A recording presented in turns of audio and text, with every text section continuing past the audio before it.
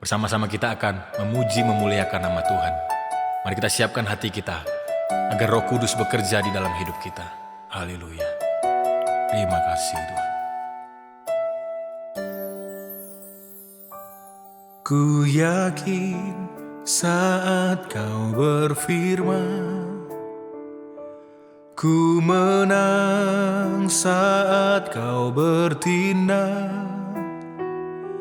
Hidupku hanya ditentukan oleh perkataanmu.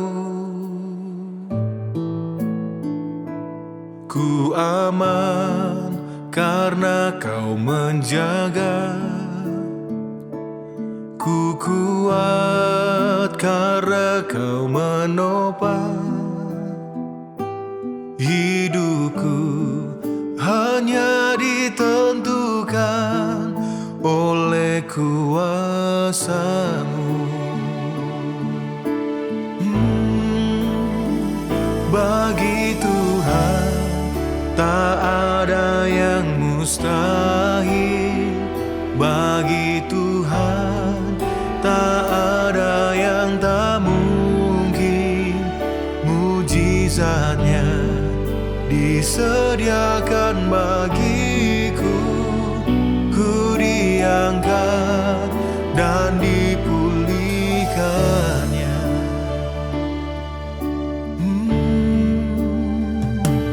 Ku yakin saat kau berfirman, ku menang saat kau bertindak.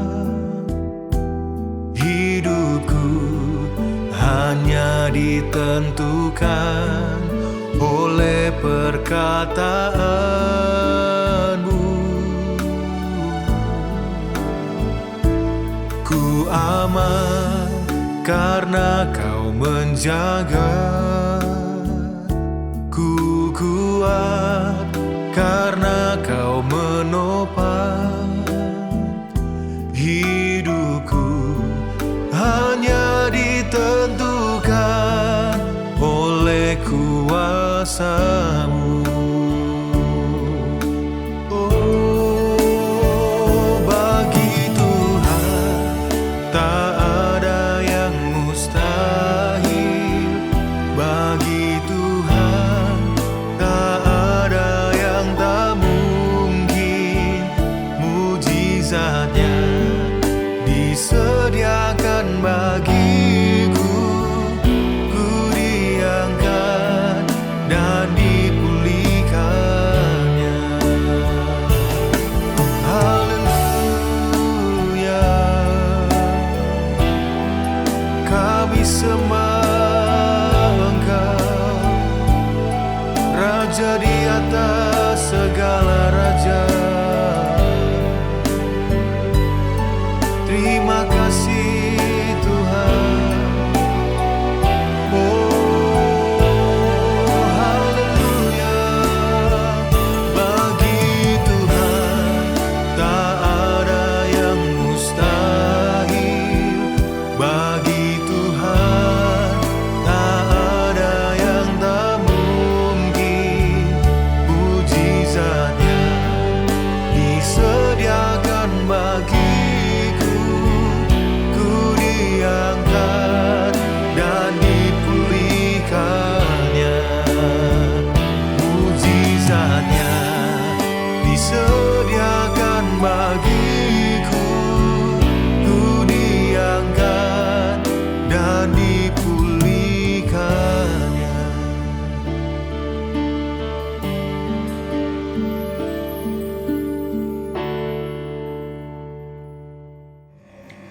Selamat pagi Bapak Ibu Saudara yang dikasihi oleh Tuhan. Bersyukur kepada Tuhan kalau pada pagi hari ini kembali kita boleh diisi oleh kebenaran firman Tuhan. Sama-sama mau kita baca di dalam 1 Yohanes 4 ayat yang ke-18. Demikian firman Tuhan. Di dalam kasih tidak ada ketakutan. Kasih yang sempurna melenyapkan ketakutan. Sebab ketakutan mengandung hukuman, dan siapa yang takut ia tidak sempurna di dalam kasih. Puji nama Tuhan. Pernahkah Bapak Ibu Saudara mengalami yang namanya rasa takut? Mungkin ada yang takut gagal, takut ditolak, takut sendirian, dan lain sebagainya. Nah, kira-kira Bapak Ibu yang dikasihi oleh Tuhan, apa yang menyebabkan kita takut? Pada pagi hari ini kita mau sama-sama belajar bahwa ternyata kasih Tuhan itu dapat mengalahkan setiap ketakutan yang ada di dalam kehidupan kita. Di dalam 1 Yohanes 4 ayat 18 ini, kira-kira apa ya yang dimaksud ketakutan? Ketakutan di dalam ayat ini ternyata bukan rasa takut biasa. Seperti mungkin takut sendirian, atau mungkin ada yang takut ketika nonton film horor dan lain sebagainya. Bukan sekedar rasa takut biasa, tetapi ketakutan di dalam 1 Yohanes 4 ayat yang ke-18 ini adalah ketakutan karena tidak merasa aman di dalam kasih Tuhan. Ketakutan karena merasa tidak aman di dalam kasih Tuhan. Nah, saya ambil contoh. Si X adalah orang yang merasa bahwa dirinya tidak dikasihi oleh Tuhan. Dan itu menyebabkan dia takut akan masa depannya, dia takut ditolak, dia takut gagal dalam segala hal. Yang awalnya dia merasa tidak dikasihi oleh Tuhan. Roma 8 ayat 15 dikatakan, sebab kamu tidak menerima roh perbudakan yang membuat kamu takut lagi, tetapi kamu telah menerima roh yang menjadikan kamu anak Allah. Nah, jika kita hidup di dalam kasih Tuhan, Bapak Ibu yang dikasihi oleh Tuhan, maka kita tidak perlu lagi merasa takut ataupun cemas. Rasa takut, rasa cemas itu sering kita alami, bahkan saya juga alami.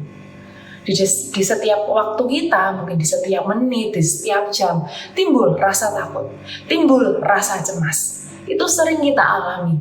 Tapi pesan firman Tuhan pada pagi hari ini, Bapak Ibu dikasihi oleh Tuhan, jika kita hidup di dalam kasih Tuhan, jika kita hidup di dalam kasih Tuhan, kita tidak perlu lagi merasa takut dan cemas. Nah, oleh sebab itu Bapak Ibu dikasihi oleh Tuhan, kira-kira hal-hal kecil apa yang melahirkan ketakutan dalam diri kita? Kita akan mempelajari hal-hal ini. Hal kecil yang melahirkan ketakutan yang pertama, ketakutan karena kesalahan di masa lalu. Ketakutan karena kesalahan di masa lalu. Saya ambil contoh seperti ini.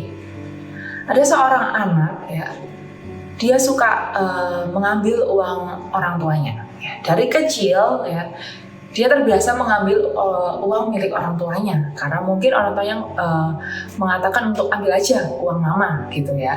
Nah, mungkin pertama dia ambil 1.000, kemudian dia ambil 2.000, dia ambil 3.000, sampai 10.000. Dan memang betul orang tuanya mungkin tidak menegur dia, ya. Orang tuanya mungkin juga tidak marah sama dia. Tapi dia lupa bahwa waktu itu saja, mama yang memperbolehkan dia mengambil uang, dan tidak untuk seterusnya. Karena orang tuanya pun mungkin tidak tahu, orang tuanya juga tidak marah sama anak ini, akhirnya terus berkembang dari 10.000 sampai mungkin 100.000, sampai nominal yang paling besar. Dan mungkin juga orang tuanya tidak menyadari dia melakukan kesalahan di masa lalu yang membuat dia terbiasa mengambil uang milik orang tuanya. Nah, pada akhirnya, seiring berjalannya waktu, timbul rasa takut untuk dihukum. Di pekerjaannya, mungkin dia dipercayakan untuk mengelola keuangan, katakanlah seperti itu. Ketika mungkin ada yang kurang, mungkin ada yang salah, dia langsung panik, langsung ketakutan, dan itu terus berlangsung. Dia takut dihukum. Perkara uang. Kenapa? Karena dia tidak membereskan kesalahan dia di masa lalu mengenai uang yang dia ambil dari orang tuanya sendiri. Nah, contoh kedua, ketika kita masih muda, di usia kita yang belia, kita sering menggampangkan yang namanya pergaulan. Ya, kita memilih pergaulan yang bebas. Gitu. Mungkin kita juga ada yang memilih pasangan yang tidak baik. Ya. Kita mengambil langkah yang salah dalam pergaulan kita. Nah, hal ini ternyata bisa menyebabkan timbul yang namanya rasa takut dihakimi orang lain. Kita berbuat sesuatu di masa lalu dengan teman-teman kita, dengan mungkin yang pernah jadi pasangan kita, yang membuat kita takut dihakimi orang lain. Ketika kita sudah besar, ada orang mungkin ngobrol di depan kita, kita selalu merasa, aduh ini aku kayak dihakimi, aku kayak dinilai tidak baik dan lain sebagainya. Padahal tidak itu maksudnya. Timbul rasa takut dihakimi. Kenapa? Karena kesalahan di masa lalu yang tidak dibereskan. Nah, yang kedua, ketakutan terhadap masa depan. Ya, ketakutan di masa lalu saja tidak dibereskan, maka ketakutan akan masa depan itu juga akan timbul. Ya. Takut seperti apa? Nah, takut mengenai pendidikan yang mungkin. Nanti aku kira-kira dapat SMA yang favorit nggak ya? Kira-kira aku dapat universitas sesuai dengan impianku nggak ya? Ketika sudah selesai di dunia pendidikan, akan masuk ke dunia kerja, takut lagi, khawatir lagi.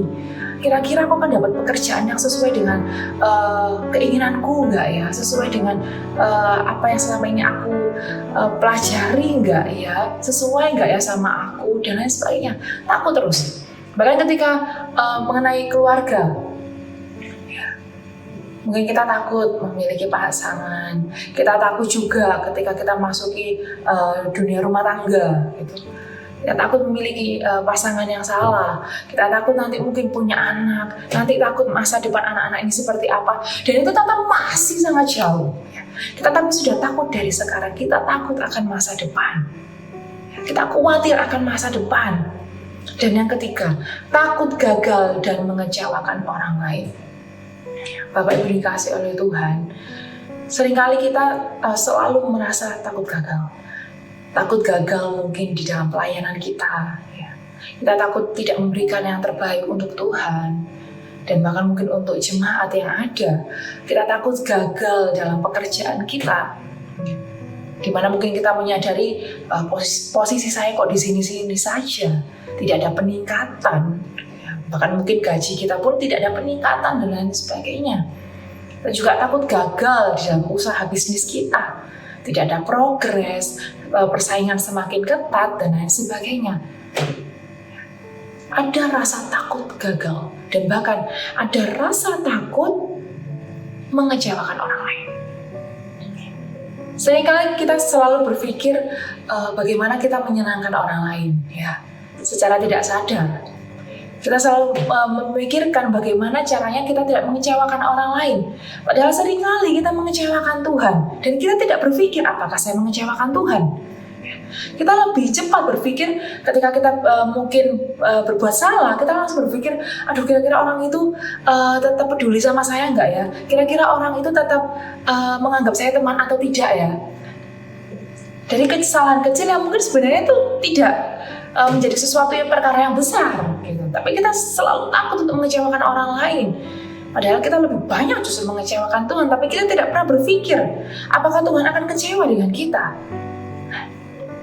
Tapi Bapak Ibu, rasa takut ditolak dan rasa takut gagal dan mengecewakan orang lain ini dikarenakan kita selalu merasa tidak cukup. Kita selalu merasa tidak cukup, atau bahkan kita juga selalu merasa tidak layak. Dari ketiga hal-hal kecil ini, ya, di mana ketakutan akan kesalahan di masa lalu, ketakutan terhadap masa depan, takut gagal dan mengecewakan orang lain, kita mau sama-sama membenahi diri kita mau sama-sama membereskan hal ini di hadapan Tuhan. Biar apa? Biar kita sungguh-sungguh merasa aman di dalam kasih Tuhan. Sebagai penutup, bagaimana cara kita keluar dari ketakutan? Maka hal yang pertama yang perlu kita sadari, yang perlu kita lakukan adalah kita perlu mengenali bahwa Tuhan itu mengasihi kita. Bahwa Tuhan itu mengasihi kita. Roma 8 ayat 39, baik maut maupun hidup tidak akan dapat memisahkan kita dari kasih Allah. Kasih Tuhan itu tidak bergantung dari keberhasilan atau kegagalan kita. Tuhan tidak pernah bilang, kalau kamu gagal, aku tidak mengasihi kamu. Kalau kamu berhasil, justru aku akan mengasihi kamu. Tidak. Tuhan tidak pernah berkata demikian. Entahkah kita berhasil, entahkah kita gagal, Tuhan tetap mengasihi kita. Yang penting apa? Yang penting kita sungguh-sungguh mengenali dan kita betul-betul menyadari bahwa Tuhan itu mengasihi kita di sepanjang hidup kita. Yang kedua, andalkan Tuhan dalam setiap ketakutan kita. Andalkan Tuhan di dalam setiap ketakutan kita. Ketakutan kita itu mungkin muncul setiap menit, muncul setiap jam. Tapi setiap muncul rasa takut itu, mari kita sama-sama sadari dan kita lakukan untuk apa? Kita andalkan Tuhan di menit-menit itu, di jam-jam itu. Ya. Nah, Mazmur 56 ayat yang ketiga dikatakan, waktu aku takut, aku percaya kepadamu. Ketika takut, jangan kita lari dari Tuhan. Ya. Jangan lari dari Tuhan, tapi kita justru datang kepadanya di dalam doa kita. Yang ketiga, lakukan kebaikan sebagai wujud kasih Tuhan. 1 Yohanes 3 ayat 18 dikatakan, marilah kita mengasihi bukan dengan perkataan atau dengan lidah, tetapi dengan perbuatan dan dalam kebenaran.